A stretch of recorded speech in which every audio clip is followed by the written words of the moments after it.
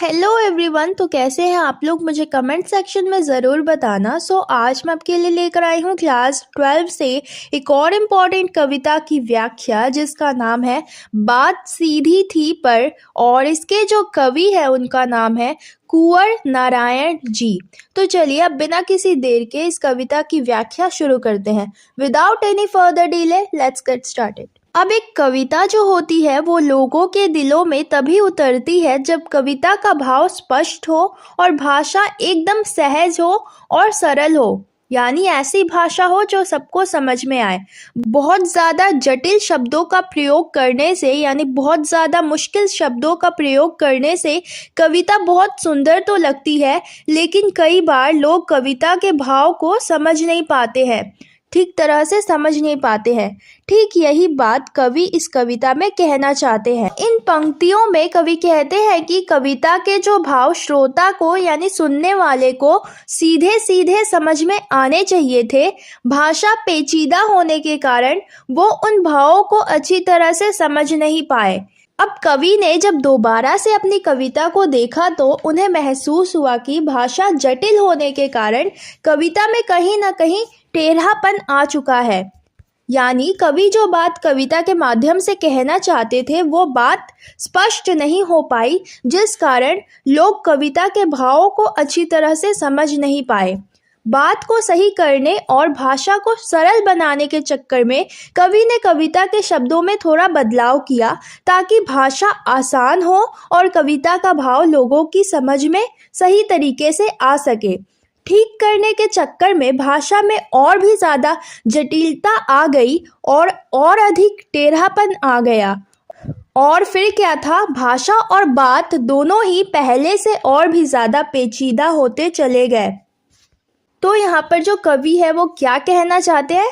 कवि कहना चाहते हैं कि कविता में सहजता, सरलता होनी चाहिए और भाव के अनुरूप ही भाषा का प्रयोग होना चाहिए। अगर भाषा का प्रयोग भाव के अनुरूप नहीं होगा तो बात लोगों की समझ में नहीं आएगी। जीवन में आने वाली हर मुश्किल का समाधान अगर हम धैर्य पूर्वक करें तो वह मुश्किल आसानी से हल हो जाती है, लेकिन अगर हम जल्दबाजी और हड़बड़ाहट में उस मुश्किल को दूर करने की कोशिश करते हैं तो वह मुश्किल और भी ज़्यादा बढ़ जाती है।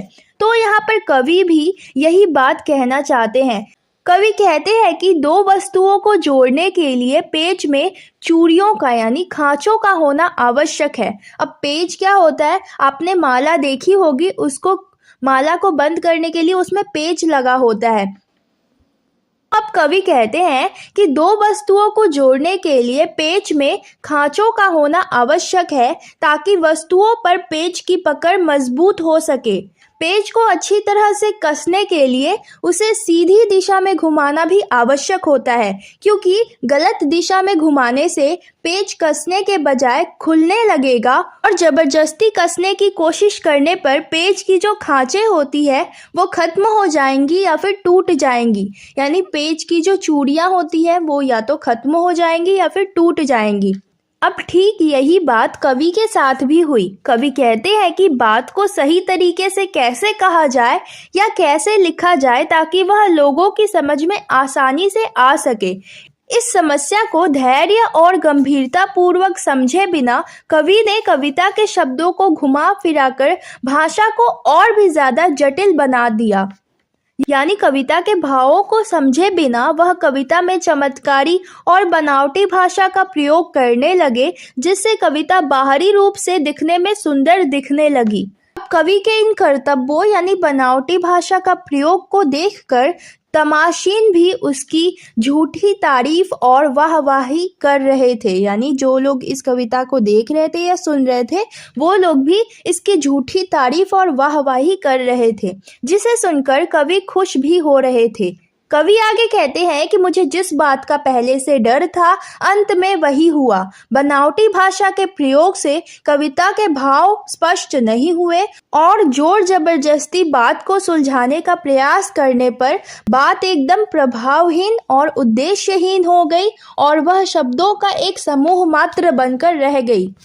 तो यहाँ पर जो कवि है वो कहना चाहते हैं कि कविता के भावों को समझे बिना कविता में चमत्कारी और बनावटी भाषा का प्रयोग करने से कविता बाहरी रूप से तो सुंदर दिख सकती है, मगर ऐसा करने से कविता प्रभावहीन, भावहीन और उद्देश्यहीन हो जाती है।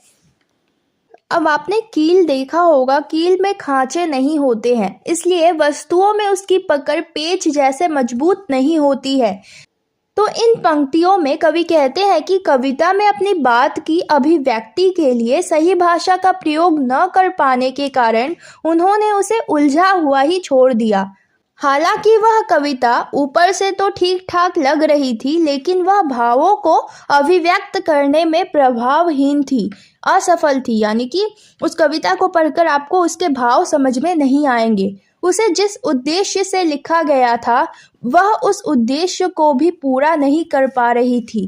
कवि आगे कहते हैं कि कविता में भाषा का सही प्रयोग न कर पाने से परेशान कवि को देखकर बात रूपी नटखट बच्चे ने उनसे पूछा कि क्या उसने सरल और स्वाभाविक और सुविधाजनक तरीके से भाषा का प्रयोग करना नहीं सीखा है। तो यहाँ पर बात को शरारती बच्चा इसलिए कहा गया है क्योंकि बच्चे बहुत अधिक शरारत करते हैं और शरारत करते वक्त वो किसी की भी पकड़ में नहीं आते हैं, इसलिए यहाँ पर बात को शरारती बच्चा कहा गया है। तो यहाँ पर जो कवि है वो कुल मिलाकर ये कहना चाहते हैं कि अच्छी बात को कहने के लिए और अच्छी कविता को बनाने के लिए सही भाषा और सही शब्दों का सही बात से जुड़ना आवश्यक है, तभी उसे समझने में आसानी होगी और कविता के भाव भी स्पष्ट हो पाएंगे।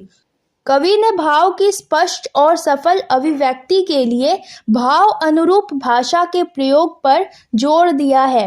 दैट्स इट, ये था हमारा चैप्टर का एक छोटा सा एक्सप्लेनेशन। आई होप आप लोग को समझ में आ गया होगा।